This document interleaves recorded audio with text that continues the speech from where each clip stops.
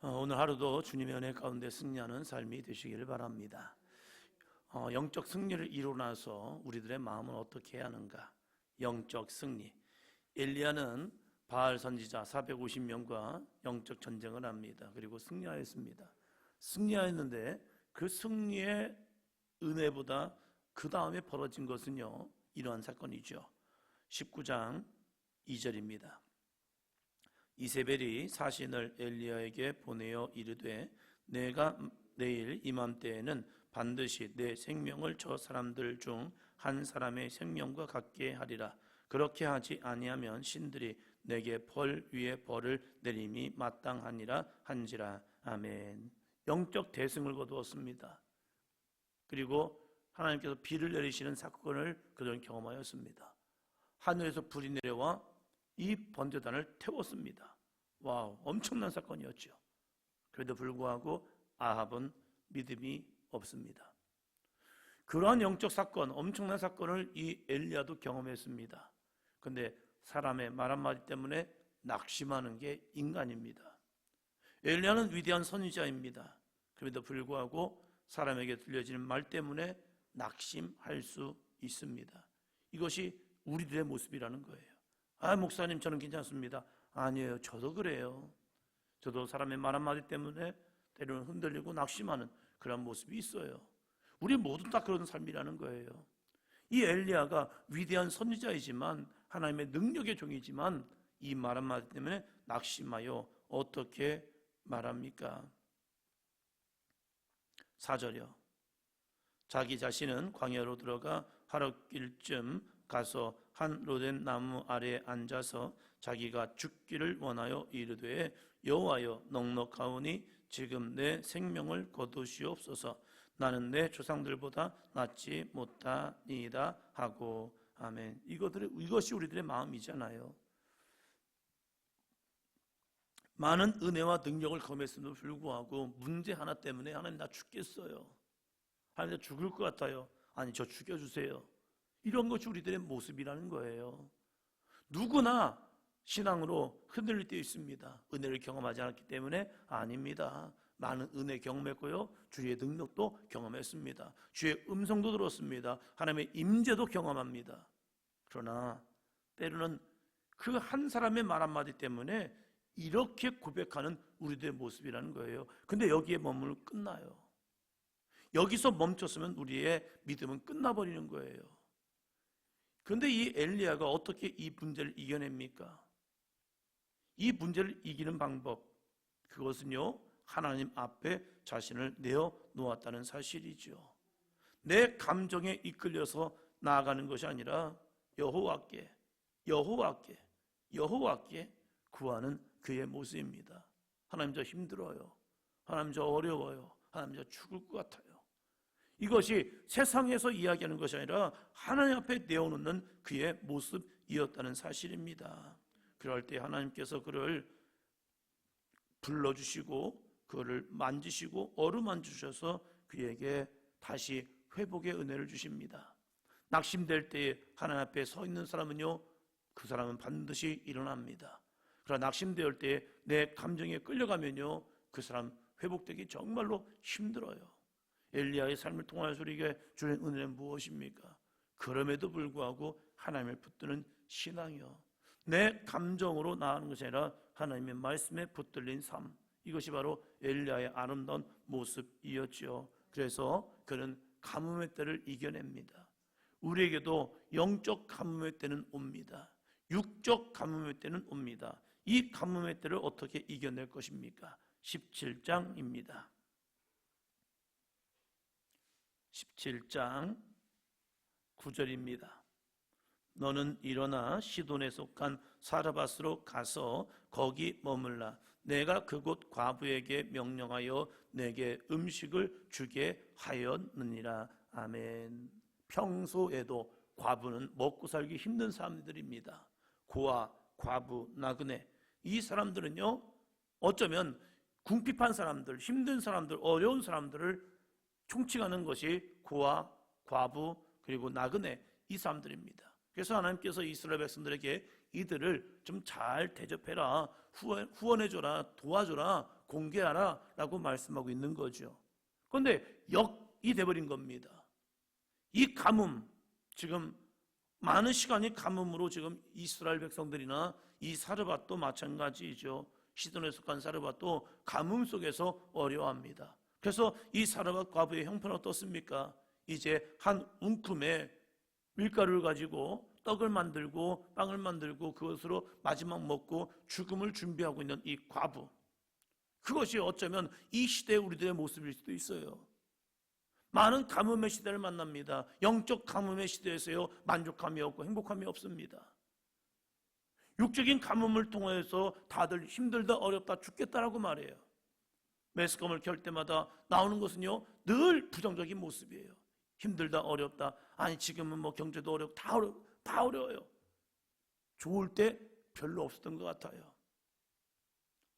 이러한 가뭄의 시대를 살아갈 때에 어떻게 살아갈 거냐?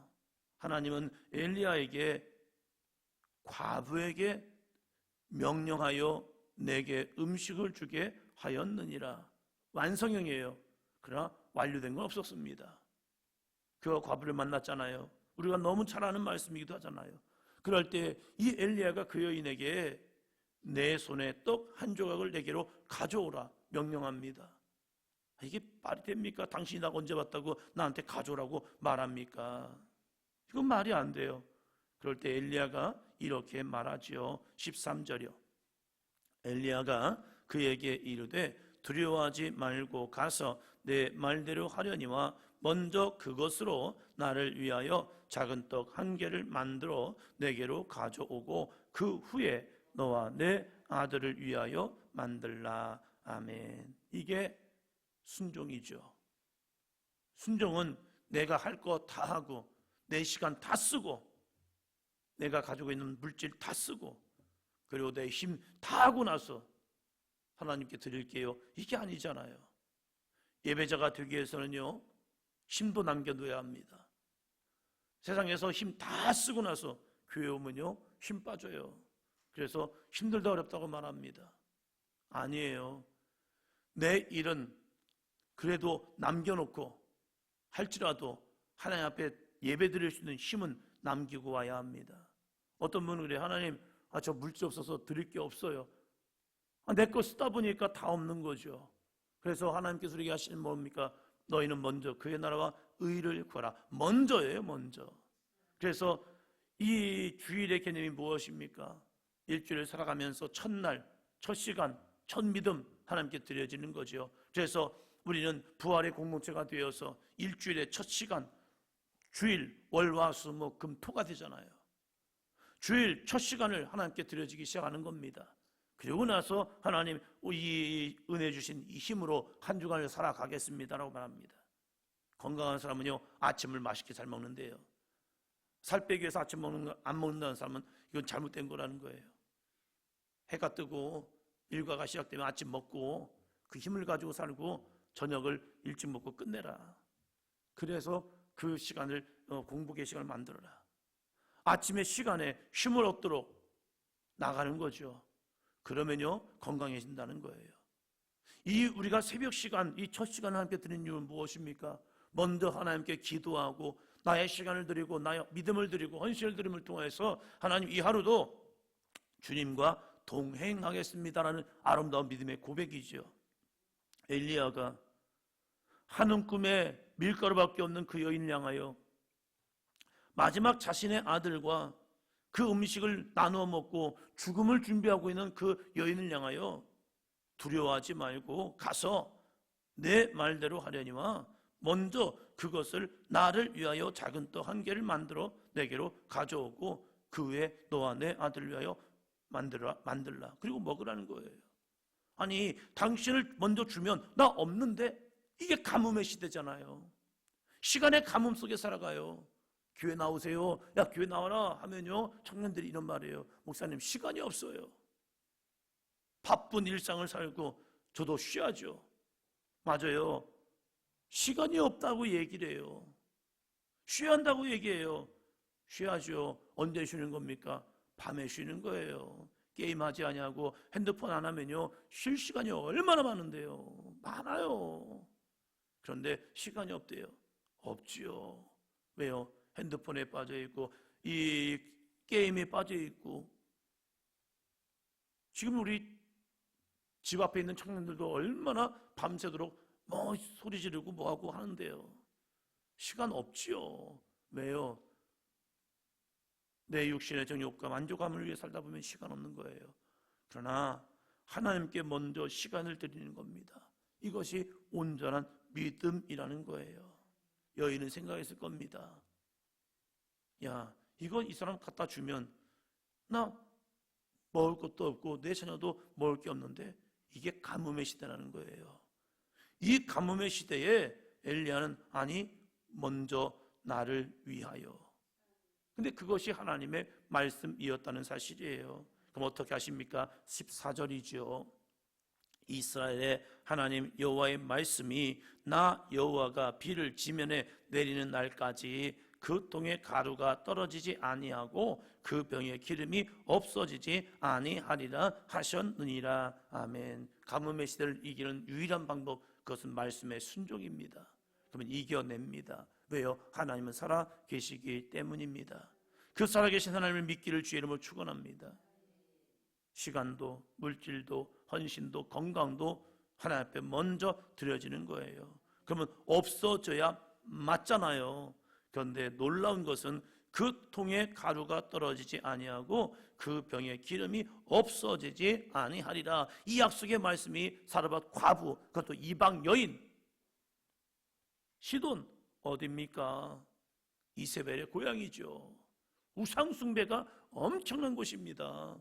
그러한 곳에 하나님은 과부를 준비하였고 그 여인에게 엘리야가 믿음으로 말씀을 선포하게 합니다. 그럴 때 그 여인이 어떻게 합니까? 15절입니다. 그가 가서 엘리야의 말대로 하였더니 그와 엘리야와 그의 식구가 여러 날 먹었으나. 16절이요. 여호와께서 엘리야를 통하여 하신 말씀같이 통에 가루가 떨어지지 아니하고 병에 기름이 없어지지 아니하리라. 아멘. 우리는 이것을 꿈꿉니다.